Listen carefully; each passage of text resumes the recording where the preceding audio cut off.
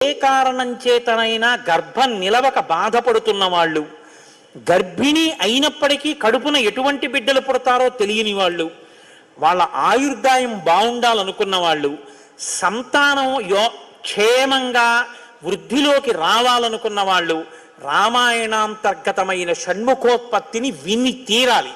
ఇది చెప్పడం కోసమే వాల్మీకి మహర్షి ఫలశ్రుతి చెప్తూ ఓ మాట చెప్పారు.